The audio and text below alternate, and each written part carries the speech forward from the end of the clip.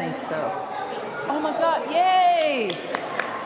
Oh my God, hi! Welcome back.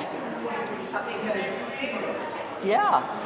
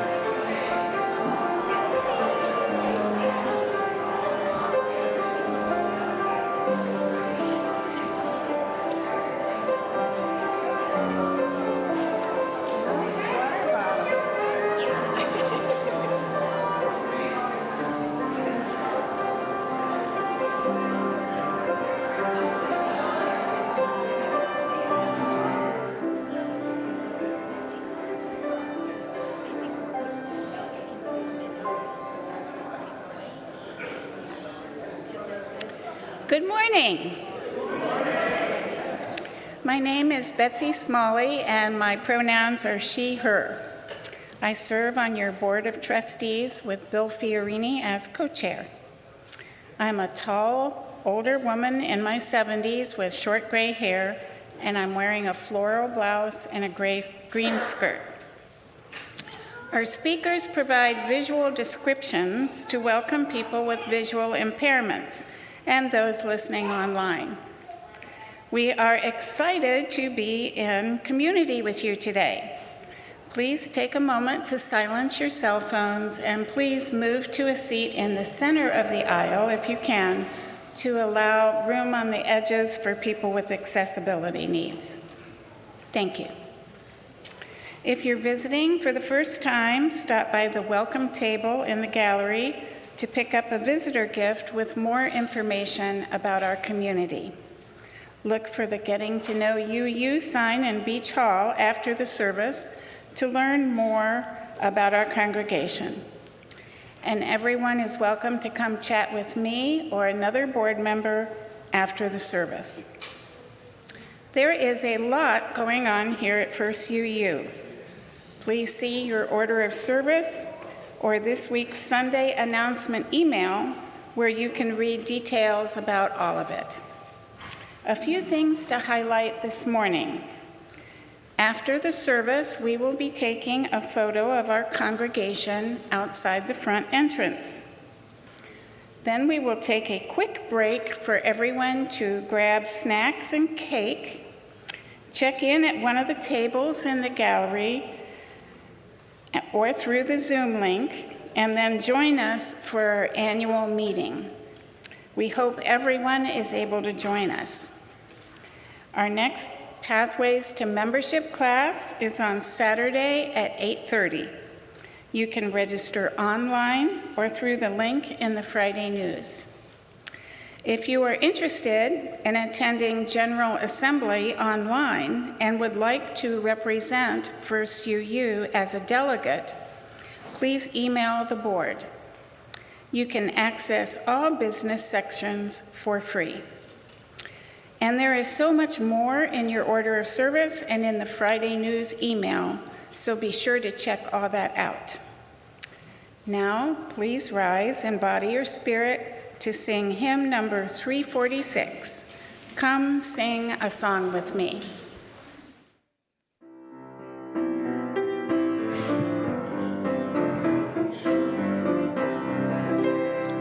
Come sing a song with me. Come sing a song with me. Come sing a song with me, that I might know your mind. And I'll bring you hope when hope is hard to find. And I'll bring a song of love and a rose in the winter time. Come dream a dream with me. Come dream a dream with me. Come dream a dream with me, that I might know your mind. And I'll bring you hope when hope is hard to find. And I'll bring a song of love and a rose in the winter time. Come walk in rain with me. Come walk in rain with me. Come walk in rain with me, that I might know your mind. And I'll bring you hope when hope is hard to find. And I'll bring a song of love and a rose in the winter time. Come share a rose with me. Come share a rose with me. Come share a rose with me, that I might know your mind. And I'll bring you hope when hope is hard to find. And I'll bring a song of love and a rose in the winter time.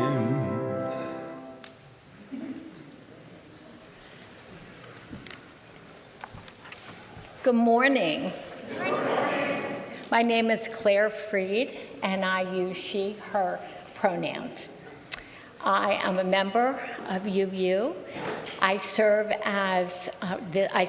this beautiful community as a worship associate. I'm also a member of the caring committee and table, and I'm the leader of the caretakers group.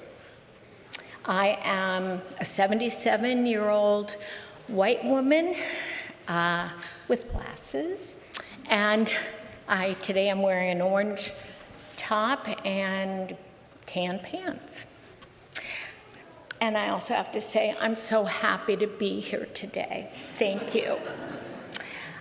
We gather on the stolen land of the Wyandotte, Miami, Seneca, Erie, Shawnee, Delaware, and Cayuga people, many of whom were forcibly removed. We support the Native American Indian Center of Central Ohio in their Land Back campaign, and we know that we have more to do in true relationship and solidarity with this land and those indigenous to it.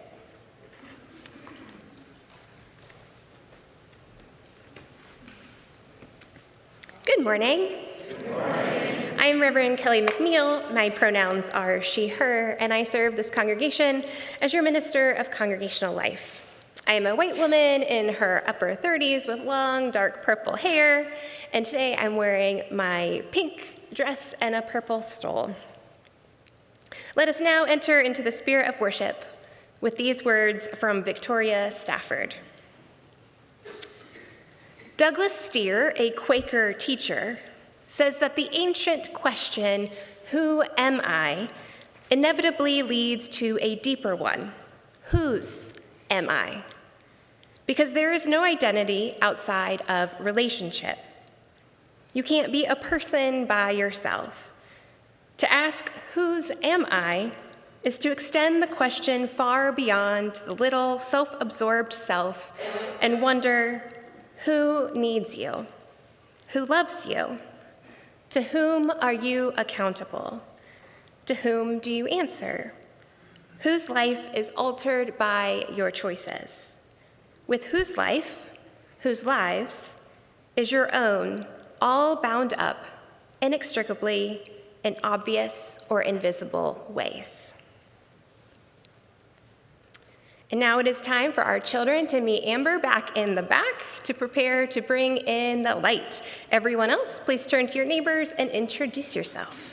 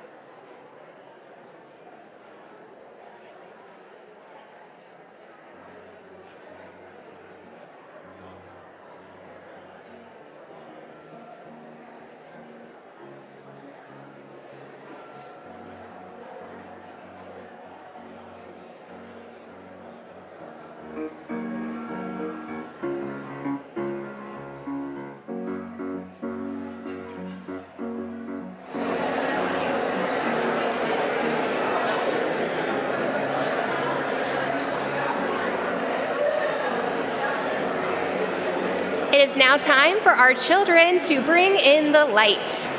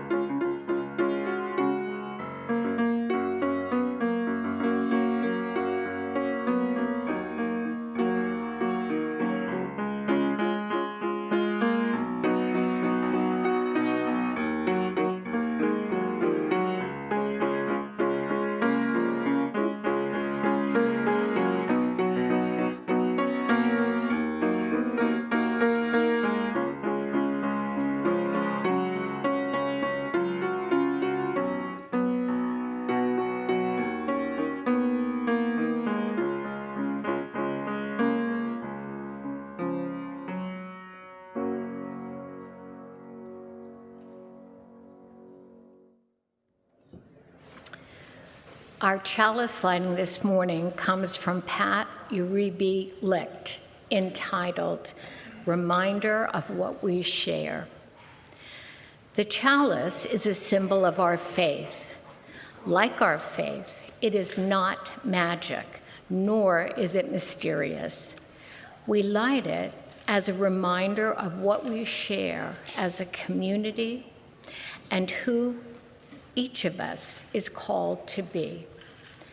Our chalice is a symbol of our commitment to each other and to ourselves. We light it today as a gathered community that we may understand more completely and act more boldly and hope more fiercely.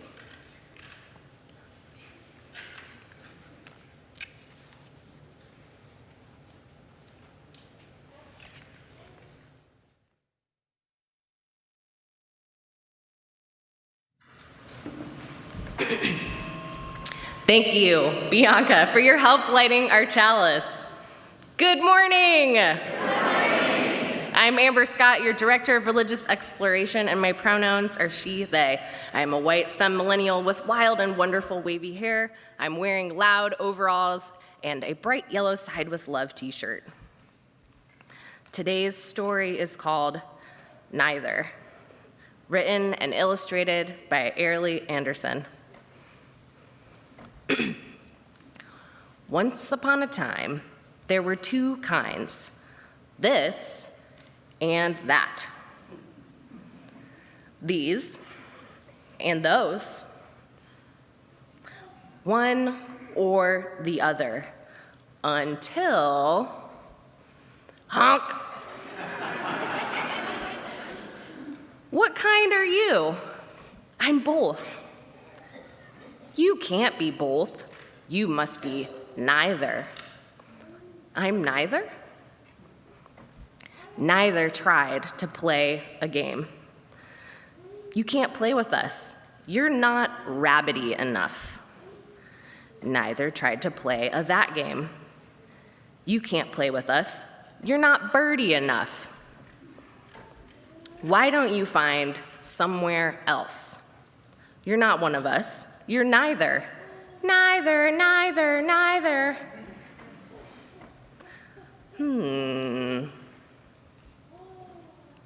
Where did you come from? Huh? I'm from the land of this and that, but I'm neither. So I'm looking for somewhere else to fit in. This isn't somewhere else, but you will fit in here. Where is here? The land of all. So many different kinds.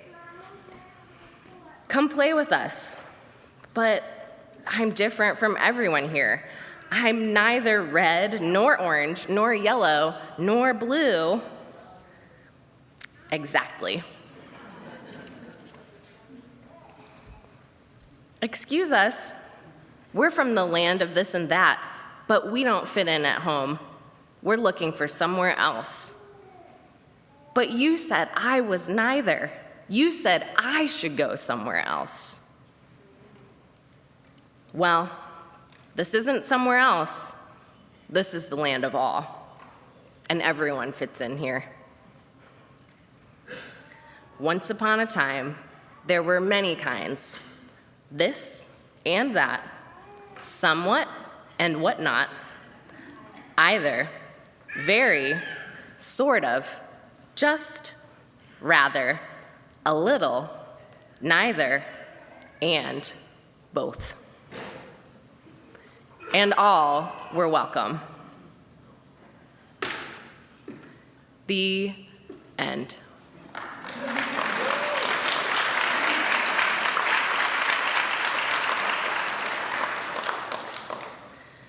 Today, we consider who we are and whose we are, and how the relationships that we build in community help to define our identity.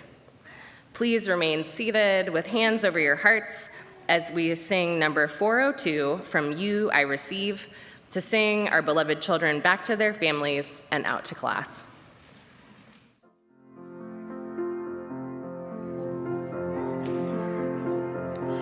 From you I receive, to you I give. Together we share, and from this we live. From you I receive, to you I give. Together we share, and from this we live.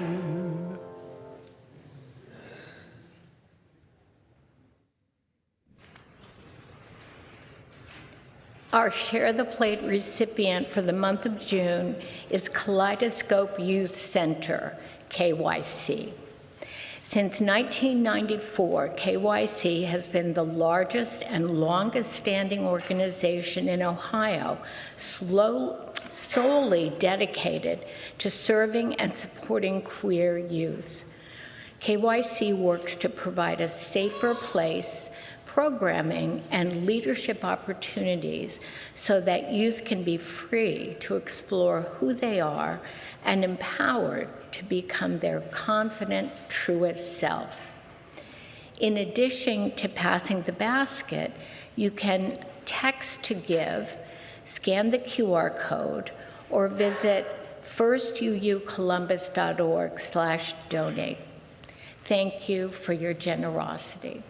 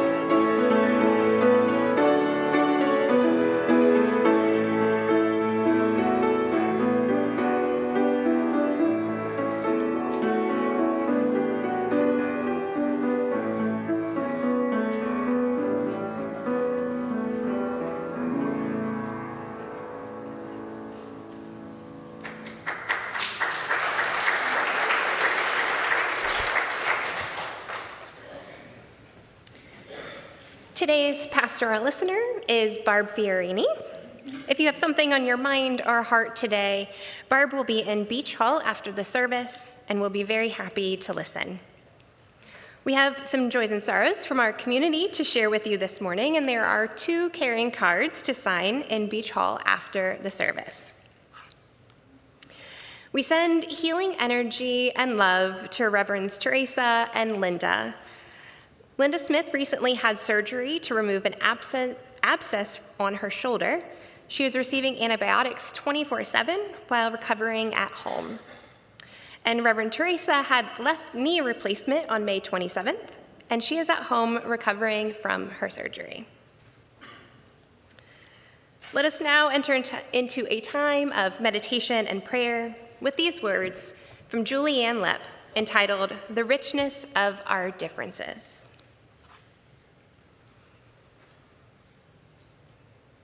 We seek our place in the world and the answers to our heart's deep questions.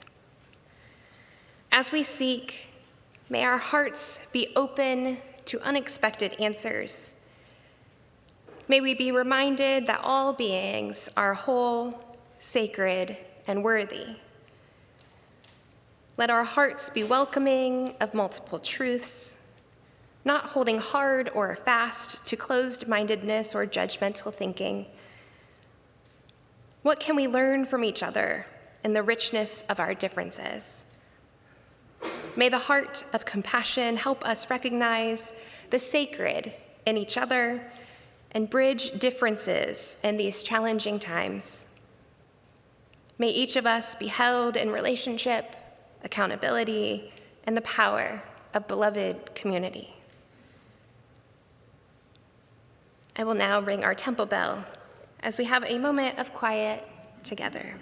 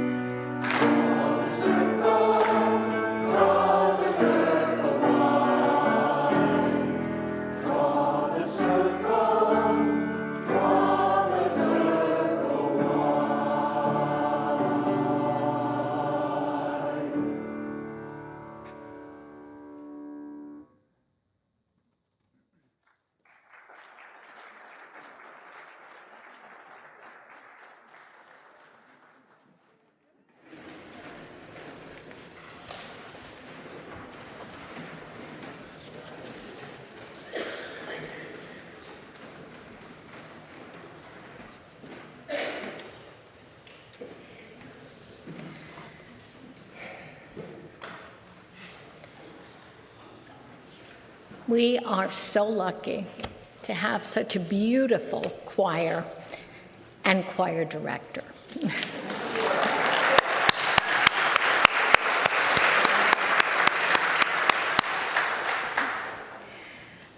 Our reading this morning is from the Reverend Nancy MacDonald Ladd, entitled Tapping Out of Fake Fights.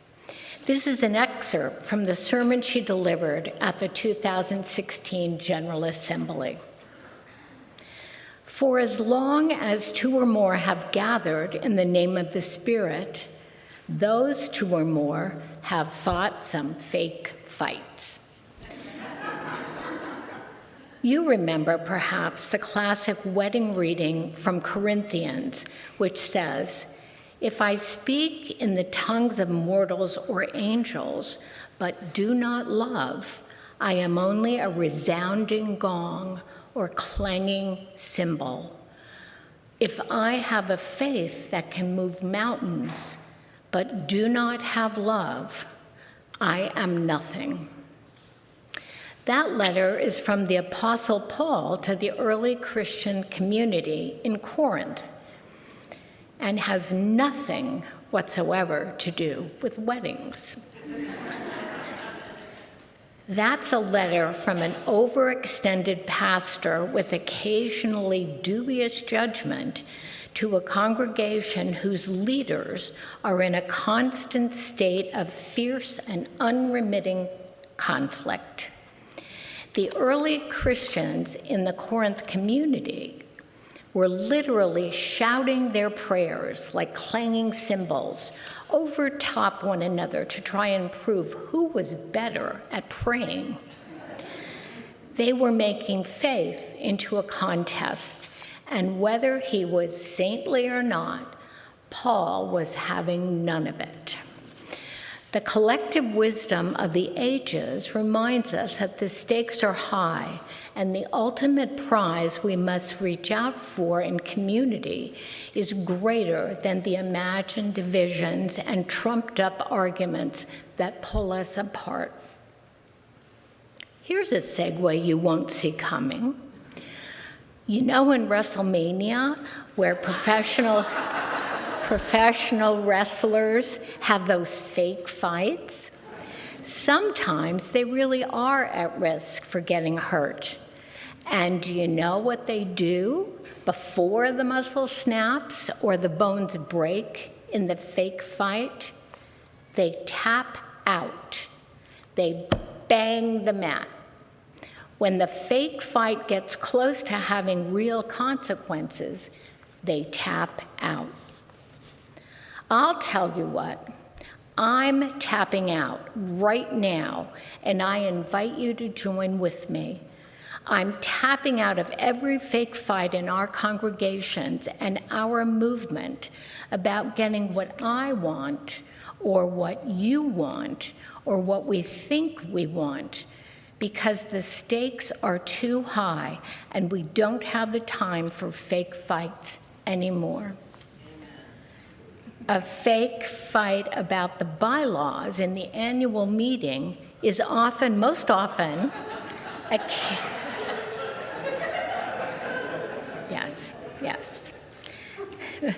A fake fight in the bylaws in the annual meeting is most often a carefully concealed real fight about the values that undergird our history, coming into relationship with the values that may undergird our future. If we can get past duking it out over the paint color in the church bathroom, we may encounter a pastoral window into the inner life of one whose voice in the world seems increasingly powerless. I know for a fact that the real conversations are waiting. Just beneath the surface of the fake fight is the actual encounter, soul to soul and hand to hand, in which change is possible. So let's have that conversation, the real one, the hard one, the one that requires us to keep showing up And let's do it with edge and forgiveness, calling out and calling in, calling forth a new kind of community, both in our congregations and in our world. The world does not need another place for like-minded, liberal-leaning people to hang out together and fight about who's in charge. The world does not need a place where you or I or any of us is going to get what we want. What the world needs is a movement like ours to step more fully into our higher calling, to serve as an instrument for encounter with one another, with the holy, and with the world, so that we might love more fully, speak more truly, and serve with greater efficacy. Please remain seated while we sing hymn number 188, Come, Come, Whoever You Are.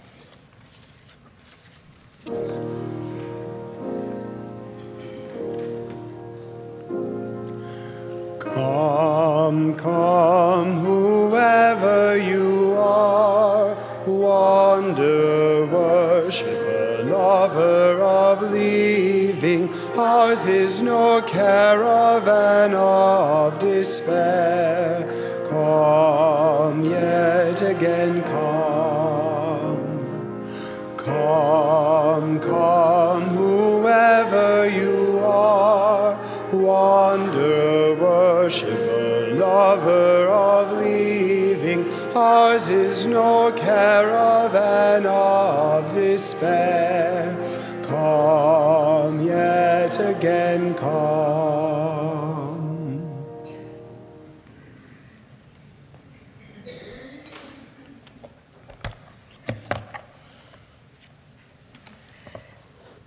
I absolutely loved college. Not so much the debt, but I loved college. If I could perpetually be in school, learning different subjects, diving deep into whatever the subject matter is, I would 100% do that. When I was nearing the end of my graduate programs, my family joked about what PhD programs I would go into next, not believing that I would ever actually leave school behind. However, one of the things I learned very quickly in my time in school is that I do not like group projects. There were only a few classes where having a group project made sense. For example, I studied macro-social work, which focuses on systems as opposed to one-on-one counseling. In my final year, we were put into groups and tasked with creating a nonprofit organization. We spent the semester preparing to pitch our nonprofit idea to a panel of real nonprofit executive directors, representatives from grant funders, and nonprofit board chairs. And at the end of the semester, we would pitch our organization and be graded on whether or not the panel would fund our idea. I had a blast working with my group, creating a nonpartisan nonprofit that focused on educating high school seniors about the importance of voting, getting them registered, and helping them through their first time of getting to participate in their civic duty. On the flip side, I also remember sitting in the computer lab in the basement of one of the buildings on the Fisher College of Business at Ohio State. 5 of us crammed around a single computer, trying to solve an accounting problem. As you can imagine, this was not a recipe for success. Each of us was supposed to do a part of the project on our own and then come together to create a cohesive final presentation.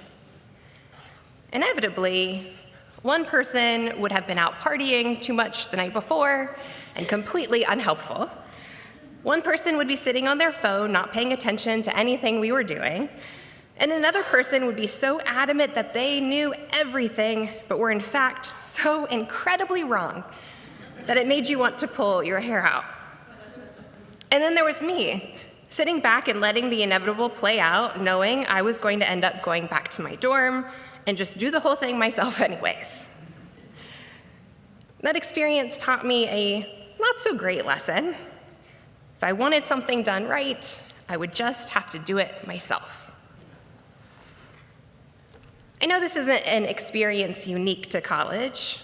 Similar scenes play out in our families, at our workplaces, anywhere we're grouped together with other human beings. You will find people with different opinions, different work ethics, different ideas on how things should move forward. Some thinking they have the right answer, while others sit back quietly, thinking of how they're going to fix whatever the others have done wrong after everyone leaves. This is not a new thing. Let's take a trip back to around 50 AD. The Apostle Paul, a Jewish Pharisee and one of the people most credited with spreading the gospel, was planting churches throughout the Roman Empire. After preaching and teaching in Corinth for about a year and a half, Paul moved on to his next location. However, word got back to him that there were problems growing at the church in Corinth, and so Paul did what Paul does best, and he wrote some letters. One of those letters was later added to the Bible as 1 Corinthians, and here we get some insight into what was quickly escalating into a potential church split. Now, Corinth was a wealthy port city and commercial center in Greece, which meant that it was rich with many cultures and religions. The Corinthian community brought together followers of different teachers, not just followers of Paul, as well as people from different socioeconomic backgrounds. Would it really surprise you to learn that there were conflicts in this early church? According to an article in the Christian Century, some of the main conflicts centered around a basic failure in relating to one another in love, a dramatic failure of the local church leaders to act considerately in the face of their competition for status and influence, and arrogant theological reasoning, or Christian intellectualism. Some members of the church believed that the gifts they were able to bring to the community were more important and valuable than other gifts. The gifts that were big and flashy, like speaking in tongues, were being valued above and beyond those more quiet, community-serving gifts that often go unnoticed. In talking about this infighting, Paul compares the church to a body, writing, "Now if the foot should say, 'Because I am not a hand, I do not belong to the body,' it would not for that reason stop being part of the body. And if the ear should say, 'Because I am not an eye, I do not belong to the body,' it would not for that reason stop being part of the body. If the whole body were an eye, where would the sense of hearing be? If the whole body were an ear, where would the sense of smell be? The eye cannot say to the hand, 'I don't need you,' and the head cannot say to the feet, 'I don't need you.' But God has put the body together, giving greater honor to the parts that lacked it, so that there should be no division in the body, but that its parts should have equal concern for each other. If one part suffers, every part suffers with it. If one part is honored, every part rejoices with it." Put another way, I invite you to picture with me this parable that was written anonymously. In a grand, sweeping concert hall, a magnificent symphony orchestra was preparing for a sold-out performance of Beethoven's Ninth Symphony. The musicians were world-class, but backstage, a peculiar argument had broken out. It started with the violin. With an arrogant sweep of its bow, the violin boasted, "I carry the melody for the majority of this masterpiece. Without my soaring, emotional lines, this concert would simply fall flat. I am the voice of the performance." Hearing this, the timpani drums rumbled indignantly. Voice, melody. If you are the voice, I am the heartbeat. You would have no timing, no driving rhythm, and no dramatic tension without my thunderous strike. My role is absolutely vital to the structure of this piece. The piccolo chimed in with a shrill, piercing laugh. You can barely be heard during their fortissimo sections. I am the one who cuts through the heavy brass and strings, adding that necessary brightness and sparkle. Without me, the melody has no flavor. The argument quickly escalated as the double bass, the French horn, and even the flute began to bicker. Each instrument was completely convinced that its specific tone, volume, or role was the most important one in the orchestra. The bickering continued until it was time for the concert to begin. For the first few minutes, the violins played beautifully. But without the rhythm of the drums, the tempo drifted. When the piccolo tried to play its brilliant, sparkling solo completely on its own, it sounded ungrounded, weak, and shrill. The horns played their powerful, heroic blasts, but without the supporting strings, the music felt jarring and disjointed. It was a chaotic mess of competing, independent sounds. Recognizing their failure, the musicians stopped playing. The room went silent. The conductor lowered her baton and smiled gently at the room.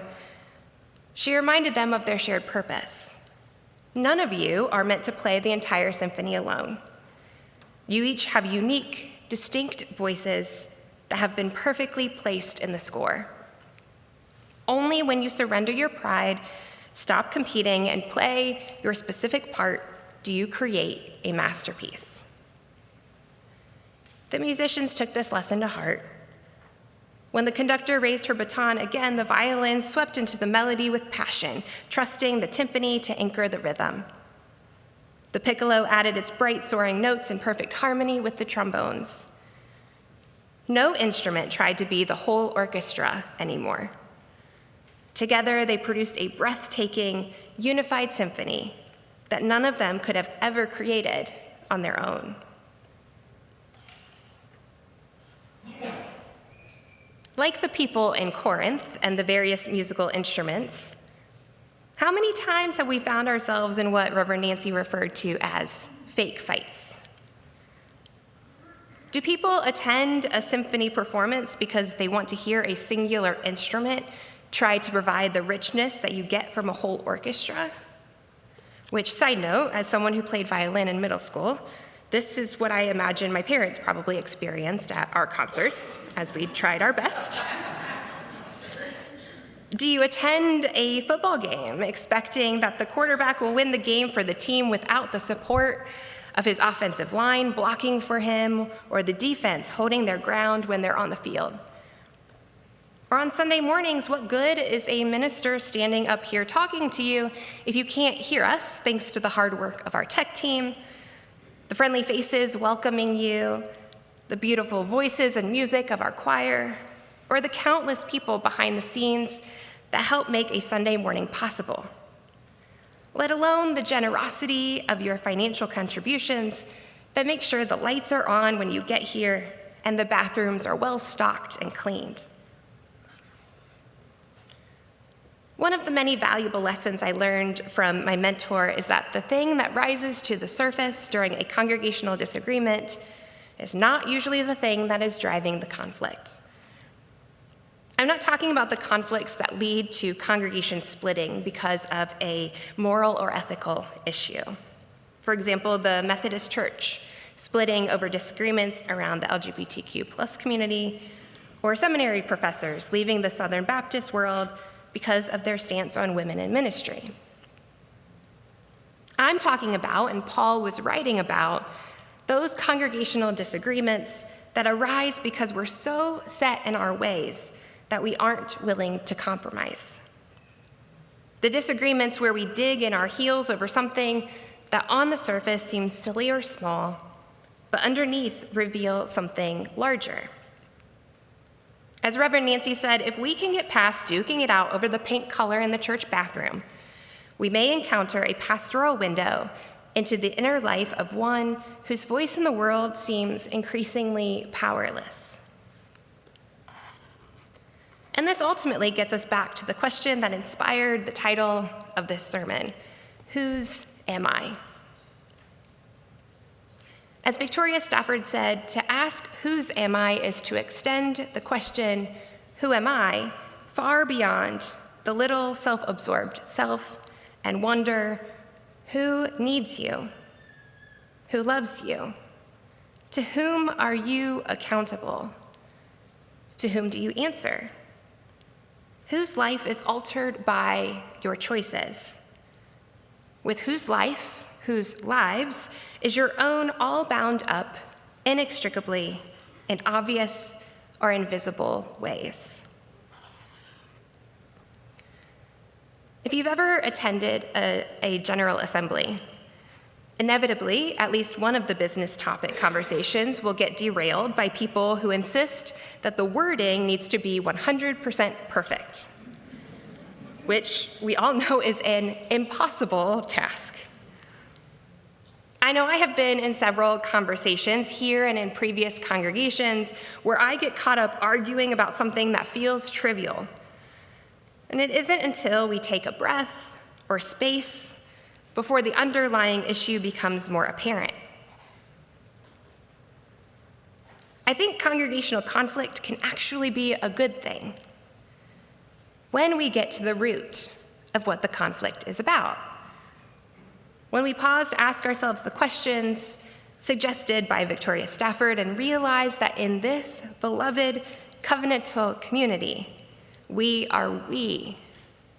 A group of individuals, yes, but really a group of Unitarian Universalists whose lives are interconnected in ways that require us to get out of our self-focused mindset and into the community, communal, covenantal collective that knows that we can heal and transform ourselves and our world more fully and completely together.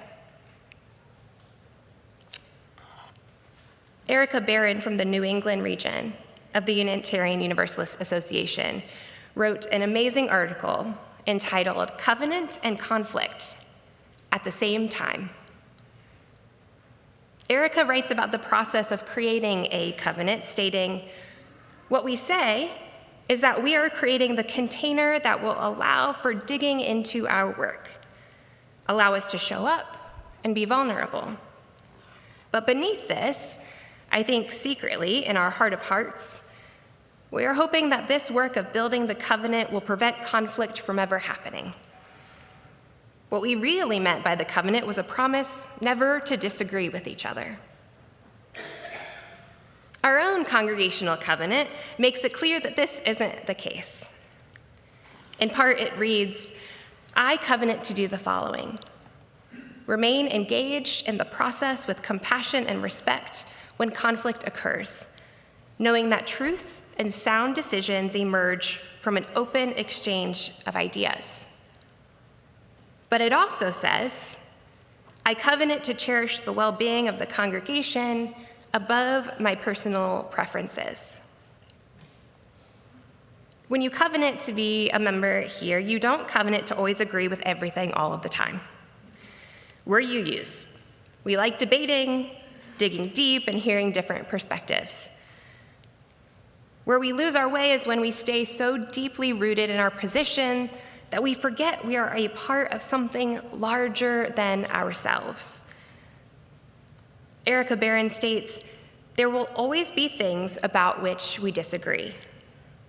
And since congregations are one of the places where we engage in things that really matter, we are likely to have strong feelings about some of the things we disagree about." The challenge for us comes in the midst of those moments where we need to take a moment to sit back and ask ourselves, what is underlying this strong reaction that I'm having? Am I behaving as the violin, someone who has a level of official or unofficial power in this congregation, And therefore, I feel as though my perspective, my value, my input should be given more weight than someone who only comes every other Sunday. Am I behaving like the timpani drum? Maybe someone who is fortunate enough to have the resources to give a sizable pledge, or time and ability to give a significant amount of volunteer efforts to First UU, who argues that because it provides the steady heartbeat of this place, the structure, my opinion and worth should be given more value than those who have less of these resources? Or am I holding firm in my decision and my preferences because my life feels so out of control elsewhere, and I want something to go my way for once? The Apostle Paul, the symphony conductor, Reverend Nancy McDonald Ladd, our own congregational covenant, all remind us where our focus and our motivation should be grounded: on the good work, the commitment to love and sense of justice that lives within our beloved community. As we wrap up this service and turn our attention to the important work of this congregation through our annual meeting, I encourage us to take with us the important focusing question: whose am I? To whom are you accountable? With whose life, whose lives is your own all bound up inextricably in obvious or invisible ways? Amen, and blessed be. Amen. Now, please rise in body or in spirit and sing together number 1051 in our teal hymnal, We Are.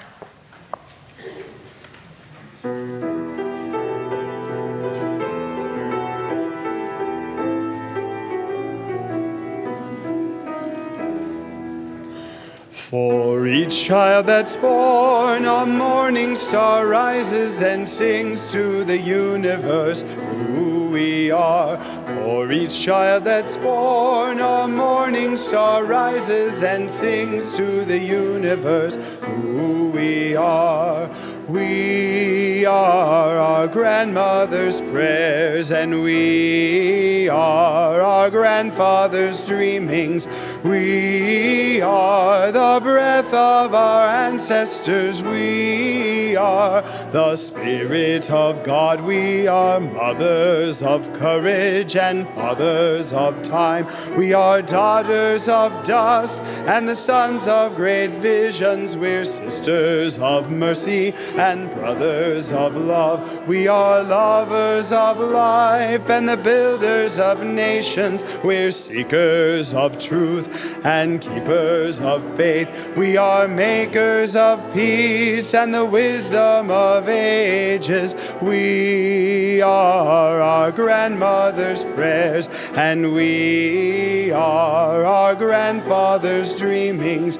We are the breath of our ancestors. We are the Spirit of God. For each child that's born, a morning star rises and sings to the universe who we are. For each child that's born, a morning star rises, sings to the universe who we are. As we transition out of this time of worship, I remind us of Reverend Nancy's words. The world does not need another place for like-minded, liberal-leaning people to hang out and fight about who's in charge. The world does not need a place where you or I or any of us is going to get what we want. What the world needs is a movement like ours to step more fully into our higher calling, to serve as an instrument for encounter with one another, with the holy and with the world, so that we might love more fully and speak more truly and serve with greater efficacy. And now let us extinguish our chalice together. We extinguish this flame, but not